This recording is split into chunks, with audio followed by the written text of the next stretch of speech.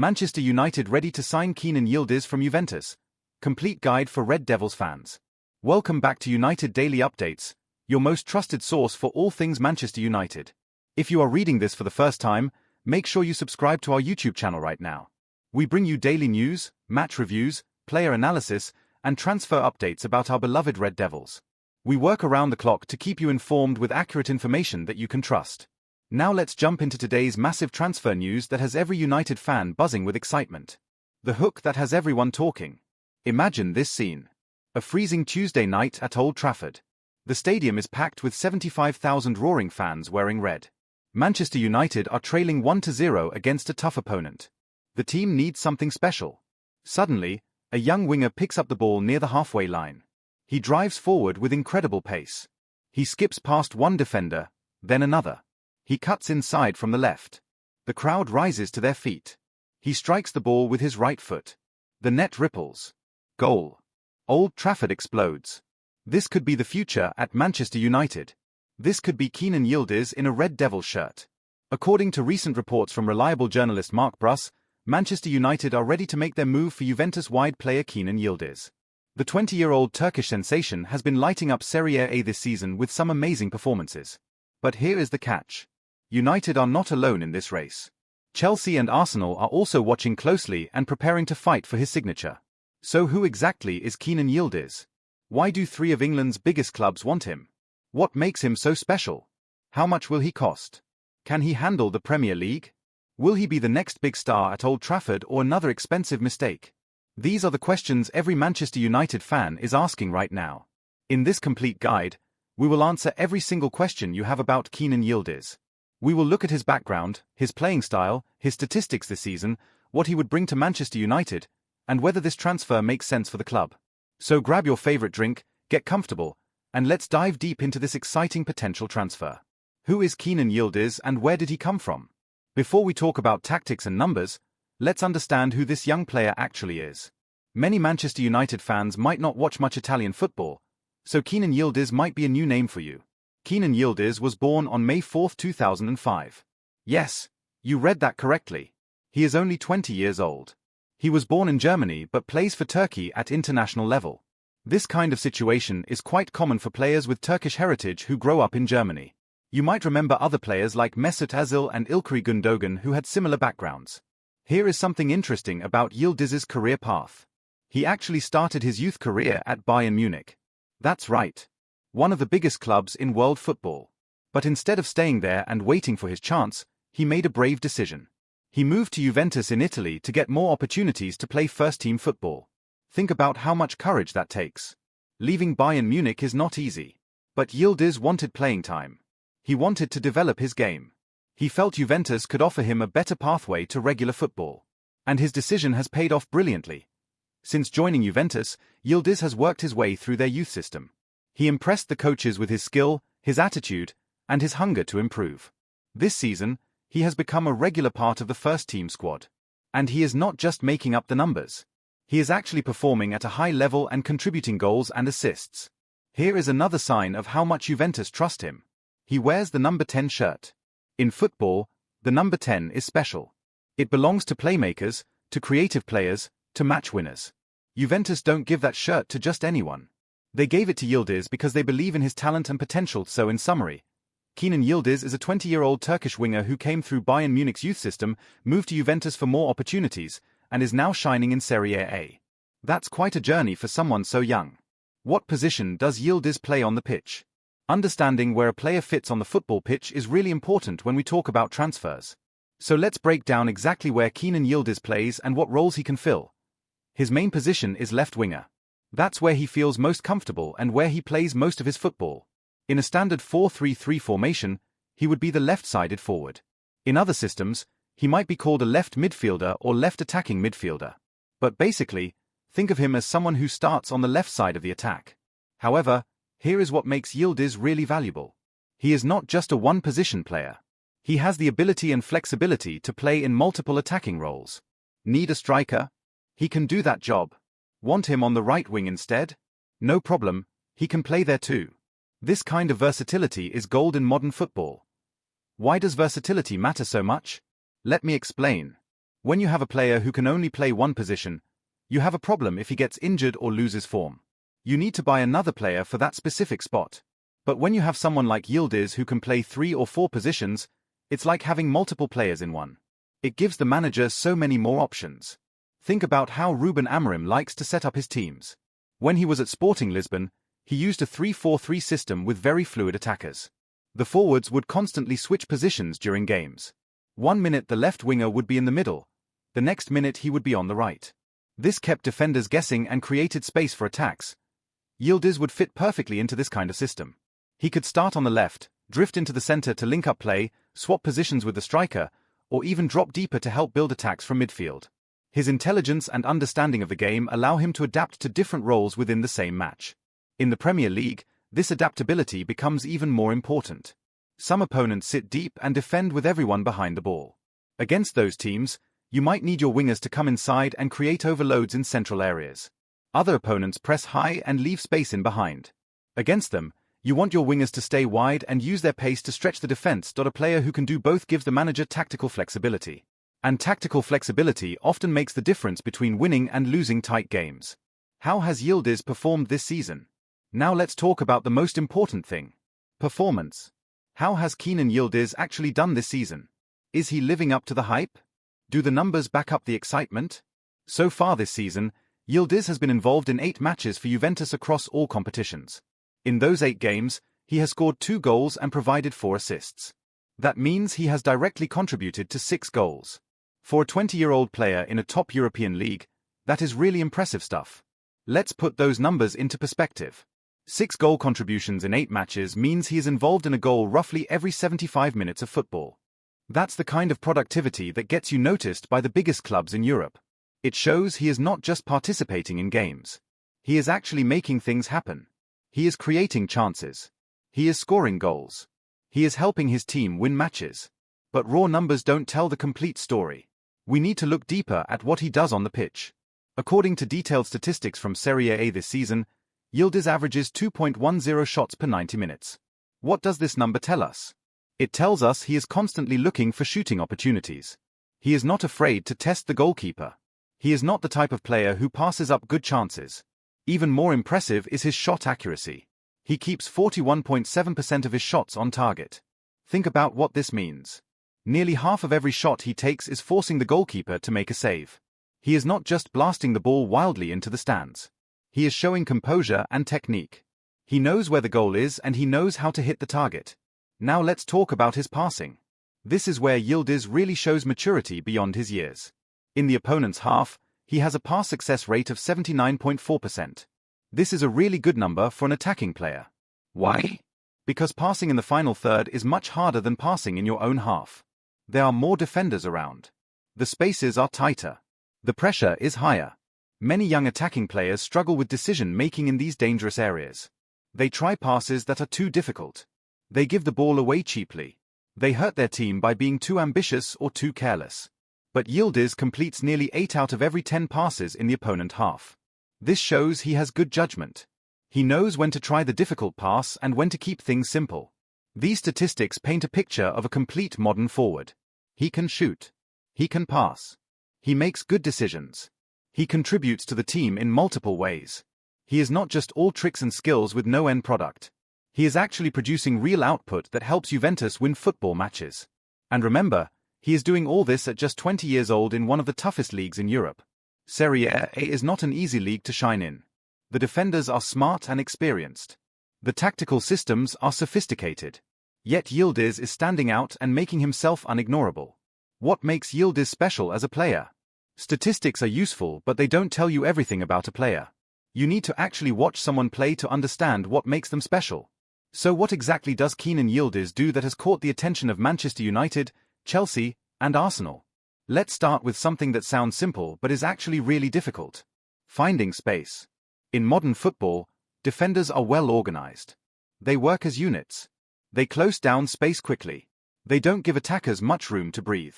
But Yildiz has this natural instinct for finding little pockets of space where he can receive the ball and turn.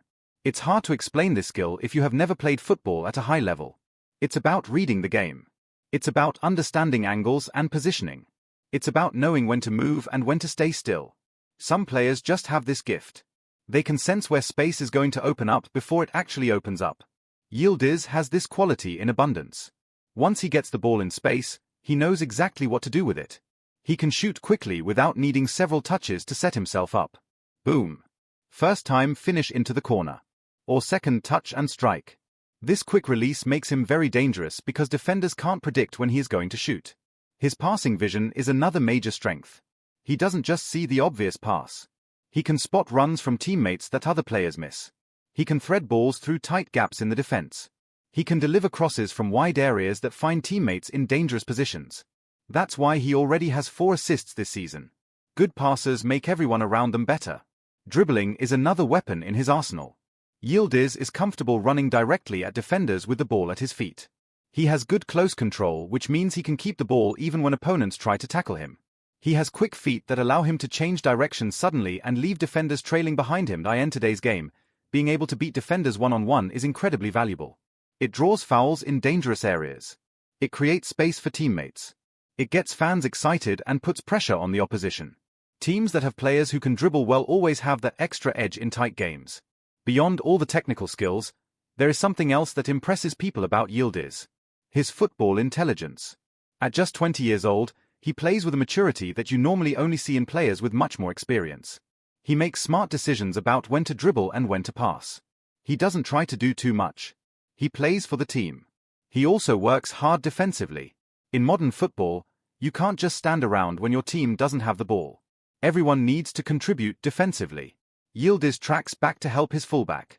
He presses opposition defenders to win the ball back high up the pitch. This work rate and team mentality is exactly what managers love. Put all these qualities together and you have a really exciting young player. Technical ability, intelligence, work rate, versatility, productivity. These are the ingredients of a top-class modern forward. Yildiz has all of them at just 20 years old. Imagine how good he could become with a few more years of development. The contract situation makes this deal complicated. Here is where things get tricky for Manchester United. Transfer negotiations are never simple, and this one has some complications that could make it difficult to complete. Kenan Yildiz is not in the final year of his contract. He is not running his deal down looking for a free transfer next summer. Actually, his contract with Juventus runs all the way until the summer of 2029. That's more than 3.5 years away. Why does this matter so much? Because it puts Juventus in an incredibly strong negotiating position. When a player has a long contract, the selling club holds all the power. They don't need to sell. They don't need to panic. They can sit back and demand whatever price they want. And if clubs don't want to pay that price, Juventus can simply keep the player. This means Manchester United will have to pay a significant transfer fee if they want Yildiz. We are not talking about a bargain deal here. We are talking about a proper big money investment. Based on reports from various sources, Juventus might want somewhere between £50 and £70 million for their young star. Some journalists have even suggested the price could go higher than that. Is he worth that kind of money? That's the million-dollar question that United's decision-makers need to answer. On one hand, you are spending huge money on a player who is still developing, who has only had one really good season, and who has never played in the Premier League before. There are risks involved. On the other hand, he is only 20 years old. He is already performing at a high level in a top European league. He has massive potential to become even better. If he develops as expected over the next few years, he could be worth double or triple that amount. And United would have secured his services for the peak years of his career. Think about it from an investment perspective. If you buy a 28-year-old player for £50 million, you might get 3 good years out of him before age catches up. If you buy a 20-year-old for the same money, you could get 10 years of service. And if things don't work out, you can probably still sell him for decent money because he is young. The resale value of young players is always higher. The long contract also means Juventus are in no hurry to sell. They don't desperately need the money. They are not in financial trouble. They can afford to keep Yildiz for another season or two and watch his value increase even more as he develops. This is a problem for Manchester United if they want to sign him in January. Juventus can easily say no thanks and ask United to come back in the summer. However, football is still a business. And in business, everything has a price. If Manchester United come in with a really strong offer that Juventus cannot refuse, and if Yildiz himself wants to make the move, then a deal could happen. But it will require United to be serious and to put significant money on the table. The club needs to decide if Yildiz is worth breaking the bank for. Are there other players they could sign for less money who would bring similar quality? Should they use that money to strengthen other positions instead? These are the tough decisions that the board and the manager need to make together. United face serious competition from London rivals. Manchester United will not have a clear path to signing Kenan Yildiz. Life is never that simple in the transfer market. According to the reports, both Chelsea and Arsenal are very interested in the young Turkish winger. This creates several problems for United. Let's talk about Chelsea first. Under their current ownership by Todd Boehly and Clearlake Capital, Chelsea have shown they are willing to spend absolutely massive amounts of money on young talent. They have signed players like Mykhailo Mudryk for over £80 million, Moises Caicedo for over £100 million, and many others for huge fees. Chelsea clearly have a strategy of buying young players with high potential and giving them very long contracts. 7-year deals, 8-year deals, even longer. They are building for the future. Yildiz fits that profile perfectly. He is young, talented, and has huge potential. And Chelsea have the financial muscle to blow any other club out of the water if they really want him. The advantage Chelsea have is simple. Money. They can probably offer more than Manchester United.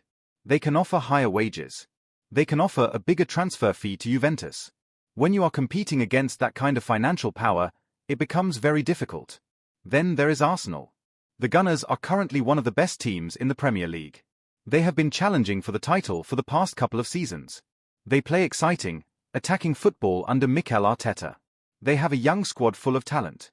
And they are a club on the rise. For a young player like Yildiz, Arsenal might actually be the most attractive option. They can offer him Champions League football. They can offer him the chance to challenge for major trophies right away. They can offer him the opportunity to learn from one of the best young managers in world football. That's a very appealing package. Arsenal also need more depth in their attacking positions. If they want to compete in the Premier League, Champions League, FA Cup, and League Cup all at the same time, they need a bigger squad. Yildiz would give them another quality option in attack. Arteta knows this and will push the club to sign reinforcements so Manchester United are facing competition from two very strong rivals. How can they win this race? They need to offer something that Chelsea and Arsenal cannot. Maybe it's the history and prestige of the club. Manchester United are still one of the biggest names in world football. Even though results have been disappointing in recent years, the club's reputation still carries weight. Playing for United means walking in the footsteps of legends like George Best, Ryan Giggs, and Cristiano Ronaldo. Maybe it's the promise of being a key player in a new project under Ruben Amorim. At Arsenal, Yildiz might have to compete with Bukayo Saka and Gabriel Martinelli for playing time. At United, he might get more opportunities to be a regular starter. Maybe it's wages. United have a history of paying very high salaries. If they really want Yildiz, they can offer him a contract that makes him financially secure for life. Money isn't everything, but it certainly matters in football. Or maybe it's a combination of all these factors. The key point is that United cannot just assume Yildiz will choose them. They need to work hard to convince him. They need to sell the vision. They need to show him exactly how he fits into their plans and how they will help him become the best player he can be. Missing out on Yildiz to Chelsea or Arsenal would be disappointing. It would be another example of United losing transfer battles to their rivals. The club needs to show they can compete for the best young talent in Europe. Otherwise, the gap between United and the top teams will only get wider. What would Yildiz actually bring to Manchester United? Let's imagine Manchester United succeed in beating Chelsea and Arsenal to sign Kenan Yildiz. What would he actually bring to the team? How would he improve the squad? What problems would he solve? These are the questions fans want answered. The most obvious thing is goals. Manchester United have struggled to score enough goals consistently this season and in recent seasons. The team creates chances but doesn't always put them away. They need more players who can find the back of the net regularly. Yildiz has shown at Juventus that he can score goals. 2 goals in 8 games might not sound massive, but remember he is still young and developing. With better service and more opportunities, he could score 10 to 15 goals per season for United. That would be a significant contribution, but it's not just about goals. It's also about creativity and assists. United have lacked players who can unlock tight defenses with a clever pass or moment of magic. Too often this season, the forwards have been isolated with nobody creating chances for them. Yildiz's passing ability and vision would help address this problem. He can pick out a teammate with a through ball.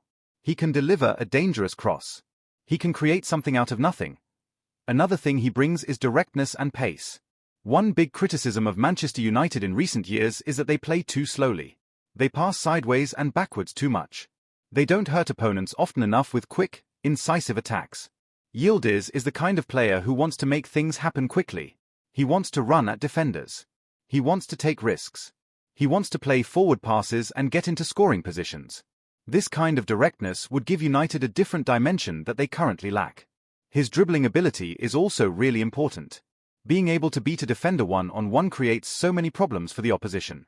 It draws fouls in dangerous areas where United can score from set pieces. It forces other defenders to leave their positions to help, which creates space for teammates. It gets the crowd on their feet and builds momentum. United need more players who can do this consistently. Then there is his versatility that we have already talked about. Yildiz can play on the left, through the middle, or on the right. He can adapt to different formations and tactical systems. This would give Ruben Amorim so many options when picking his team and making substitutions. Injured players or players in bad form would be less of a problem because Yildiz can fill multiple positions. At 20 years old, Yildiz also represents the future of Manchester United. This is not a short-term signing. This is not buying a 30-year-old player who will give you 2 good years and then decline. This is investing in someone who could be at the club for a decade. He could become a legend. He could win multiple trophies in a United shirt. He could be one of the players who helps restore the club to its former glory. Finally, he would bring energy, enthusiasm, and work rate. From everything we have seen at Juventus, Yildiz is not a lazy player who only cares about attacking. He tracks back. He helps his teammates. He presses from the front. He works hard for the team. This is exactly the kind of mentality that Ruben Amorim demands. At Sporting Lisbon, Amorim's teams were famous for their intensity and work rate. Every player contributed defensively. Yildiz has the right attitude to fit into that kind of system. When you add everything together, Yildiz looks like he could be a really good signing for Manchester United. He ticks a lot of boxes. He fills genuine needs in the squad. He has the potential to become a top-class player. The question is whether United can actually get the deal done. Can Yildiz handle the step up to the Premier League? This is probably the biggest question mark hanging over this potential transfer. Serie A and the Premier League are very different competitions. Many talented players have struggled to adapt when making this move. So can Kenan Yildiz handle English football? Let's start with the concerns because they are legitimate. The Premier League is widely considered the most physically demanding league in world football. The pace of games is incredibly fast. Every team presses aggressively. There is very little time on the ball. You need to think quickly and act quickly or you will get caught out. The Premier League is also more physical than Serie A. Defenders are bigger and stronger. They are allowed to use their body more in challenges. For a relatively slim 20-year-old player like Yildiz, that physical aspect could be a challenge. He might need to bulk up and add muscle to compete with Premier League defenders week in and week out. Serie A is generally seen as a more tactical league. It's slower and more methodical. Teams focus heavily on defensive organization. The Premier League is different. It's more chaotic. It's more end-to-end. There is more space to exploit but also more ground to cover. Yildiz would need to adapt his game to this different style of football. There is also the question of consistency. In Serie A with Juventus, Yildiz is expected to beat most opponents. Juventus are one of the biggest clubs in Italy. But in the Premier League, every game is difficult. There are no easy matches. Can Yildiz maintain his performance level week after week against tough opponents? We don't know yet because he has never experienced it. The weather in England is also very different to Italy. Cold, wet, windy Tuesday nights in places like Newcastle or Liverpool are no joke. Playing on heavy pitches in driving rain is completely different to playing on pristine grass in perfect conditions. These environmental factors do affect performance. However, there are plenty of reasons to be optimistic about Yildiz adapting successfully. First, he is young. Young players generally find it easier to adapt to new leagues and new countries. Their bodies are still developing. Their brains are like sponges soaking up information. At 20, Yildiz has age on his side. Second, he already has experience playing for a massive club in a top European league. Juventus are not some small team. They are one of the giants of Italian football with huge expectations and pressure. Playing for them has prepared Yildiz for what it means to be at a big club. The step from Juventus to Manchester United is still a step up, but it's not like he is coming from a tiny club in a weak league. Third, his playing style should translate well to the Premier League. He is quick. He is direct. He can dribble. He can shoot. These are all qualities that work brilliantly in English football. Think about players like Mohamed Salah, Son Heung-min, Luis Diaz, and Bukayo Saka. They all have similar attributes and they have all thrived in the Premier League. Fourth, he has time on his side. Even if he needs 6 months or full season to fully adapt, that's okay. He is only 20 years old. Manchester United can afford to be patient with him. They don't need him to be world-class on day one. They can give him time to learn, to develop, to grow into the league. Not every young player hits the ground running immediately. The truth is we won't know for certain if Yildiz can handle the Premier League until he actually plays in it. It's always a risk when you sign players from other leagues. But the potential reward is massive. If he adapts well and fulfills his potential, he could be a star for United for many years. That's a risk worth taking in my opinion. How would Yildiz fit into Ruben Amorim's system? Ruben Amorim is the new manager at Manchester United and he has a very specific way of playing football. Understanding how Kenan Yildiz would fit into Amorim's tactical system is crucial when we judge whether this transfer makes sense. At Sporting Lisbon, Amorim built his success using a 3-4-3 formation. This system uses 3 centre-backs to provide defensive security. It uses 2 wing-backs who push very high up the pitch to provide width. And it uses 3 fluid forwards who constantly interchange positions. In this 3-4-3 system, Yildiz would most likely play as one of the 3 forwards. He could start on the left side, which is his natural position. From there, he would have complete freedom to roam around. He could drift inside to combine with the other attackers. He could swap positions with the striker. He could drop deeper to link play. The key is fluidity and movement. One big advantage of the 3-4-3 is that it provides extra defensive cover with 3 centre-backs. This allows the attacking players to take more risks. Yildiz wouldn't need to worry as much about tracking back because the wing-backs and centre-backs would provide cover behind him. He could focus his energy on what he does best, which is creating and scoring goals.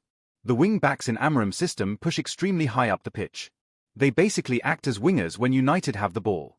This would actually benefit Yildiz because it would allow him to take up more central positions. Instead of being stuck out wide like a traditional winger hugging the touchline, he could move into the spaces between the lines.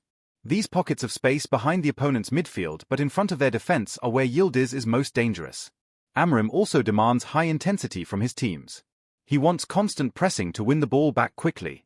He wants fast transitions from defense to attack. He wants his players to work incredibly hard for each other. Yildiz's energy and willingness to work defensively would fit perfectly into this high-intensity approach. Another key part of Amorim's philosophy is building teams around young, hungry players. At Sporting, he worked with lots of talented youngsters and helped them develop into top players. Pedro Gonçalves became one of the best attacking midfielders in Europe under Amorim. Nuno Mendes developed into a player that Paris Saint-Germain paid huge money for. Goncalo Inácio became one of the most highly rated centre-backs in Portugal. Amorim knows how to develop young talent. He knows how to give them confidence. He knows how to push them to improve while also protecting them from too much pressure. This could be absolutely perfect for a player like Yildiz who is still developing and learning his trade. Of course, there would be an adjustment period. Yildiz has never played in a 3-4-3 system before. He would need to learn his role. He would need to understand when to stay wide and when to come inside. He would need to build chemistry with his new teammates.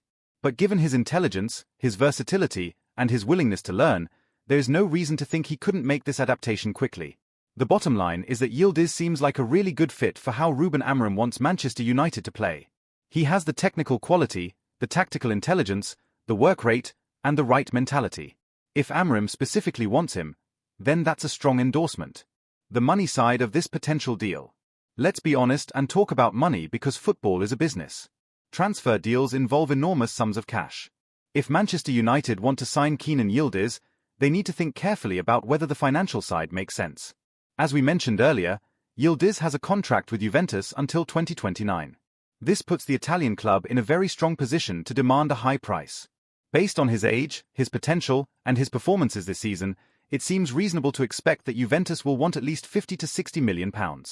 Some reports have suggested the fee could go even higher, perhaps £65 or £70 million. That's a lot of money. Is he worth it? Let's think about this carefully and look at both sides of the argument. The case against spending that much money is fairly straightforward. £60 million is a huge amount for a player who has only had one good season at top level. There are no guarantees he will continue developing. There are no guarantees he will adapt to the Premier League. There are risks with every young player. They might get injured. They might lose confidence.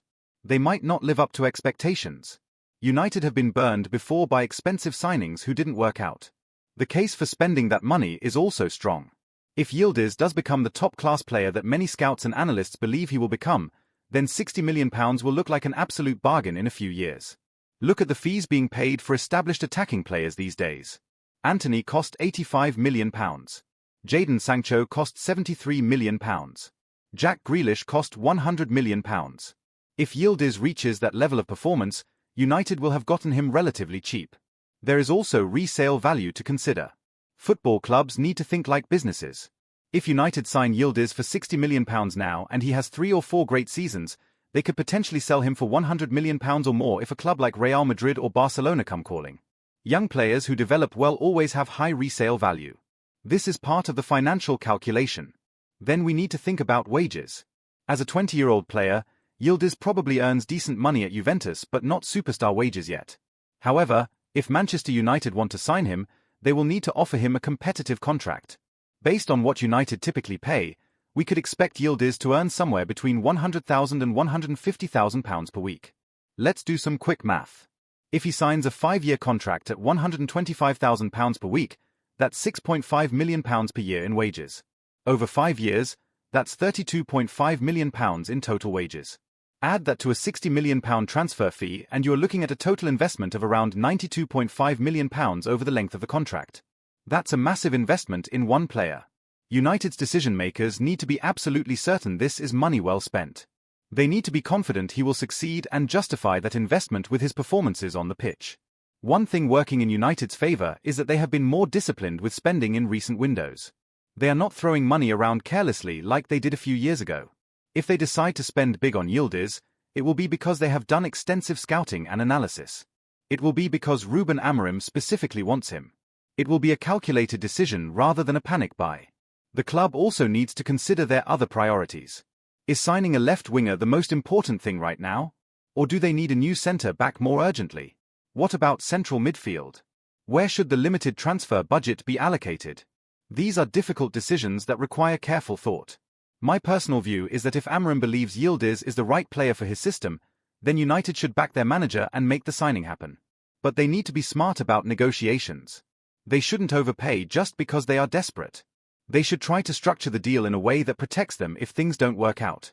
Maybe performance-related bonuses rather than paying everything upfront. Maybe a reasonable buy-back clause. These are the kinds of details that separate good transfer business from bad transfer business. Learning from Manchester United's past transfer mistakes. Manchester United have made some really expensive mistakes in the transfer market over the past decade.